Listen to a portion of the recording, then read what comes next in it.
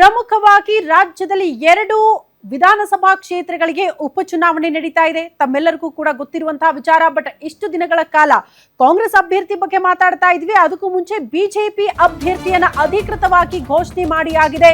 2 ಕ್ಷೇತ್ರಗಳಿಗೆ ಉಪಚುನಾವಣೆಗೆ ಅಭ್ಯರ್ಥಿಗಳನ್ನ ಕಣಕ್ಕಿಳಿಸೋಕೆ ಬಿಜೆಪಿ ಸಿದ್ಧವಾಗಿದೆ. ಅಧಿಕೃತವಾಗಿ ಅಭ್ಯರ್ಥಿಗಳ ಹೆಸರನ್ನ ಅನೌನ್ಸ್ ಮಾಡಿದೆ ಬಿಜೆಪಿ.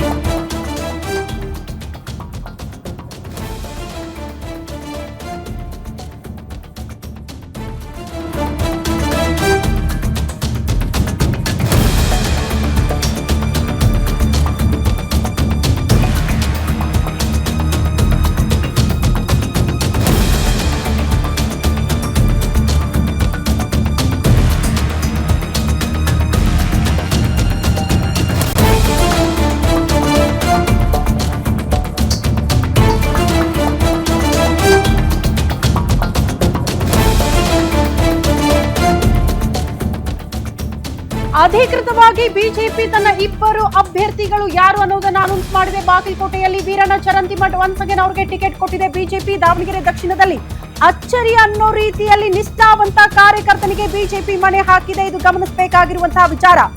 ಎಸ್ಟಿ ಅಭ್ಯರ್ಥಿ ಯಾಕೆ ಅನ್ನೋದೇ ದೊಡ್ಡ ಮಟ್ಟದಲ್ಲಿ ಚರ್ಚೆ ಆಗ್ತಾ ಇರುವಂತಹ ವಿಚಾರ. ಕಾರಣ ದಾವಣಗೆರೆ ಭಾಗದಲ್ಲಿ ನೀವು ಎಸ್ಟಿ ಸಮುದಾಯಕ್ಕೆ ಸೇರಿರುವಂತಹ ವೋಟ್ ಬ್ಯಾಂಕ್ ಜಾಸ್ತಿನಾ? ಅದರ ಲಾಭನ? ಖಂಡಿತ ಅಲ್ಲ.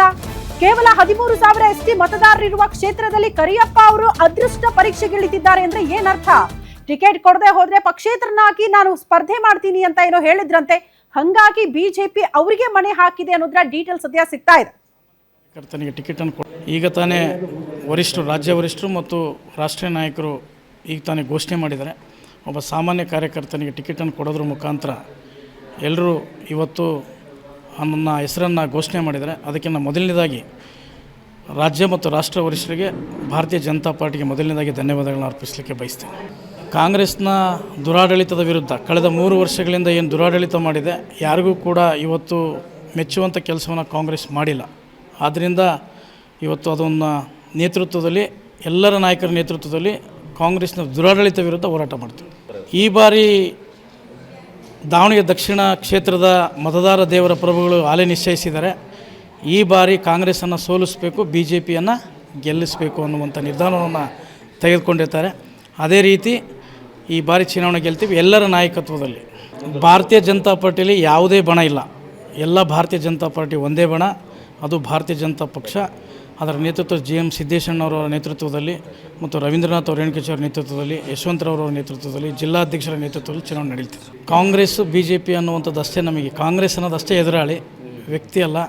ಕಾಂಗ್ರೆಸ್ ವಿರುದ್ಧ ಈ ಬಗ್ಗೆ ಮತ್ತಷ್ಟು ಡೀಟೇಲ್ಸ್ ಅನ್ನ ಪಡ್ಕೊಳ್ಳೋಣ. ನಮ್ಮ ಪ್ರತಿನಿಧಿ ಕವನ ನ್ಯೂಸ್ ರೂಮ್ ಇಂದ ನೇರ ಸಂಪರ್ಕದಲ್ಲಿ ಜಾಯಿನ್ ಆಗ್ತಿದ್ದಾರೆ.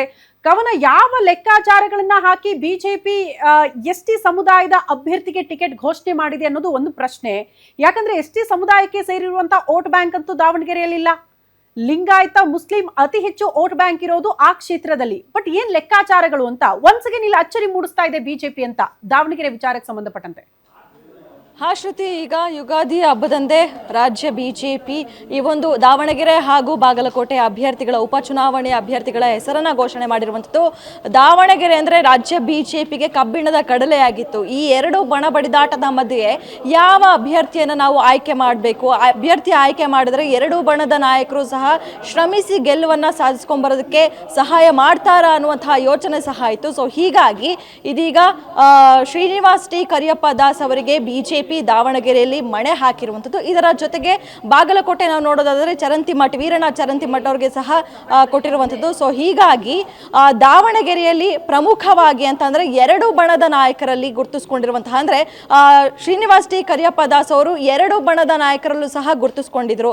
ಅಂದರೆ GM ಸಿದ್ದೇಶ್ವರ ಅವರ ಬಣದ, ಅದೇ ರೀತಿಯಾಗಿ GM ಸಿದ್ದೇಶ್ವರ ಅವರ ಶಿಷ್ಯ ಆಗಿರುವಂತಹ ಶ್ರೀನಿವಾಸ್ ಟಿ ಕರಿಯಪ್ಪ ದಾಸ್ ಅವರು ರೇಣುಕಾಚಾರ್ಯ ಅವರ ಜೊತೆಗೂ ಸಹ ಉತ್ತಮ ಆಪ್ತ ಆಪ್ತತೆಯನ್ನ ಹೊಂದಿದ್ರು. ಅಂದ್ರೆ ಈ ಬಣಕ್ಕೆ ಅವರು ಸೀಮಿತ ಅನ್ನುವಂಥ ಇರಲಿಲ್ಲ. ಸೊ ಹೀಗಾಗಿ ಎರಡು ಬಣದ ಜೊತೆ ಉತ್ತಮ ಆಪ್ತತೆ, ಉತ್ತಮ ಸಂಬಂಧವನ್ನ ಹೊಂದಿದಂತಹ ಶ್ರೀನಿವಾಸ್ ಟಿ ಕರಿಯಪ್ಪ ದಾಸ್ ಅವರಿಗೆ ಇವತ್ತು ಬಿಜೆಪಿ ಮಣೆ ಹಾಕಿರುವಂಥದ್ದು. ಸೊ ಹೀಗಾಗಿ ಅಂದ್ರೆ ಎಸ್ ಟಿ ಸಮುದಾಯದ ನಾಯಕ ಇವರು ಕಳೆದ 20 ವರ್ಷದಿಂದಲೂ ಸಹ ಬಿಜೆಪಿಯಲ್ಲಿ ಸಕ್ರಿಯವಾಗಿ ಕೆಲಸವನ್ನ ಮಾಡ್ಕೊಂಡು ಬಂದಿದ್ದಾರೆ.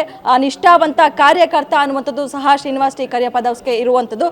ಸೊ ಹೀಗಾಗಿ ಇದರ ಜೊತೆಗೆ ಶ್ರೀನಿವಾಸ್ ಟಿ ಕರಿಯಪ್ಪ ದಾಸ್ ಅವರು ಎಸ್ ಟಿ ಸಮುದಾಯದ ರಾಜ್ಯ ಉಪಾಧ್ಯಕ್ಷರಾಗಿ ಸಹ ಕೆಲಸವನ್ನ ಮಾಡಿದ್ದಾರೆ. ಸೊ ಹೀಗಾಗಿ ಎರಡು ಬಣದ ನಾಯಕರನ್ನ, ಯಾಕಂದ್ರೆ ದಾವಣಗೆರೆಯಲ್ಲಿ ವಿನಯ್ ಕುಮಾರ್ ಅನ್ನುವಂತಹ ಹೊಸ ಮುಖದ ಅಭ್ಯರ್ಥಿಯನ್ನ ಬಿಜೆಪಿ ಕಣಕ್ಕಿಳಿಸುತ್ತೆ ಅನ್ನುವಂತಹ ಚರ್ಚೆಗಳು ಸಹ ಬರ್ತಾ ಇತ್ತು. ಇದರ ಜೊತೆಗೆ ಹೈಕಮಾಂಡ್ ಸಹ ವಿನಯ್ ಕುಮಾರ್ ಕಡೆ ಒಲವನ್ನ ತೋರಿಸ್ತಿದೆ ಅನ್ನುವಂತಹ ವಿಚಾರ ಸಹ ಮುನ್ನೆಲೆಗೆ ಬಂದಿತ್ತು. ಸೊ ಹೀಗಾಗಿ ಎರಡು ಬಣದ ನಾಯಕರು, ಯಾಕಂದ್ರೆ ನ್ಯೂಟ್ರಲ್ ಅಭ್ಯರ್ಥಿಗೆ ದಾವಣಗೆರೆ ಕ್ಷೇತ್ರ ಬಿಟ್ಕೊಡ್ಬಾರ್ದು, ಹೀಗಾಗಿ ಎರಡು ಬಣದಲ್ಲಿ ಯಾವ್ದಾದ್ರೂ ಒಂದು ಬಣದ ನಾಯಕನಿಗೆ ಟಿಕೆಟ್ ಸಿಗ್ಲಿ, ಇಬ್ಬರು ಬಣದ ನಾಯಕರು ಅಂದ್ರೆ ಎರಡು ಬಣದ ನಾಯಕರು ಕೂಡ ನಾವು ಶ್ರಮಿಸ್ತೀವಿ ಅನ್ನುವಂತಹ ವಿಚಾರಕ್ಕೆ ಮುಂದಾಗಿದ್ರು. ಈಗಾಗಲೇ ಕಳೆದ ವಾರ ರಾಧಾಮೋಹನ್ ದಾಸ್ ಅಗರ್ವಾಲ್ ಅವರ ನೇತೃತ್ವದಲ್ಲಿ ಸಂಧಾನ ಸಭೆ ಆಗಿತ್ತು. ಈ ಒಂದು ಸಂಧಾನ ಸಭೆಯಲ್ಲಿ ಈ ನಿರ್ಧಾರಕ್ಕೆ ಬಂದಿದ್ರು. ಸೊ ಹೀಗಾಗಿ ಎರಡು ಬಣದಲ್ಲೂ ಸಹ ಉತ್ತಮ ಆಪ್ತತೆಯನ್ನು ಹೊಂದಿರುವಂತವರು ಶ್ರೀನಿವಾಸ್ ಟಿ ಕರಿಯಪ್ಪ ದಾಸ್ ಅವರು. ಸೊ ಹೀಗಾಗಿ ಇವರಿಗೆ ಮಣೆ ಹಾಕಿರುವಂಥದ್ದು. ಇನ್ನು ಎಸ್ ಟಿ ಸಮುದಾಯ ಅಂತ ನಾವು ನೋಡೋದಾದ್ರೆ ದಾವಣಗೆರೆಯಲ್ಲಿ ಕೇವಲ 13,000 ಮತಗಳ ಅಷ್ಟೇ ಇರುವಂಥದ್ದು.